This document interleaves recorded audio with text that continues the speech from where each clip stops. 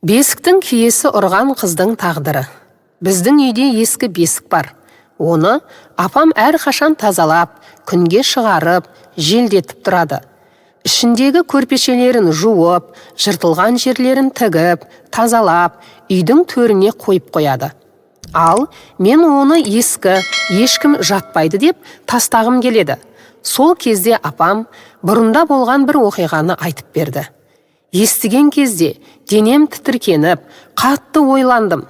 Бесіктің киесі бар деген сөзді енді жан жүрегіммен түсіндім. Баяғыда ауылда Майра есімді қыз болатын. Сұлулығымен барлық жігіттердің арманына айналды. Олардың үйлерінде ескі бесік болған екен. Бірде Майра үй жинап жүріп, сол ескі бесікті көрген соң, ешкімге қажеті жоқ, керексіз зат деп, оны өртеп жібереді. Ойында арамдығы жоқ Майра бесікті өртегенін әжесіне айтқан кезде мен жанында бар едім. Әдетте биязы кемпір мұны естігенде айқайлап немересіне қатты ұрысты. Тіпті Майраға ренжіп біраз уақыт сөйлемей де қойды. Ал біз аң-таң түсінбей қалдық. Кейіннен әжесі көз жұмды.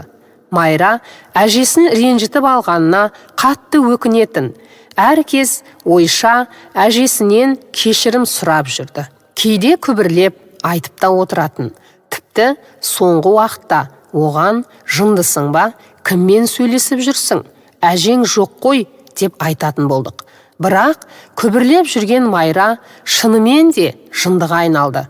Өз-өзінен ағаштарды жинап, өртейді де, бесікті өртемедім, қазір отты өшіремін деп жылап, су шашады. Лаулаған от өшсе, Майра жылауын тоқтатады. Тіпті әжесінен кешірім сұрағанын да қояды.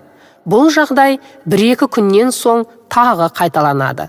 Ата-анасы Майраны дәрігерлерге көрсетіп, молдаларға да оқытты. Бірақ ешқандай өзгеріс болған жоқ.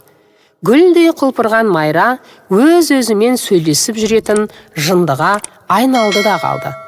Ауылдағы үлкендер Майраны бесіктің киесі ұрған қыз деп айтады. Сондықтан да қызым, бұл сенің аталарың, әкең де жатқан киелі бесік. Оны өртеймін, немесе қоқысқа тастаймын деп ешқашан ойлама. Жалпы, сәби жатуға жарамсыз болған бесікті жерге көму керек. Осыны жадыңда сақта, деді апам. Әлеуметтік желіден алынды. Оқыған Гүлбибі Әбусайылқызы. Ұнаса лайк басып, арнама тіркеліп кетуді ұмытпаңыз.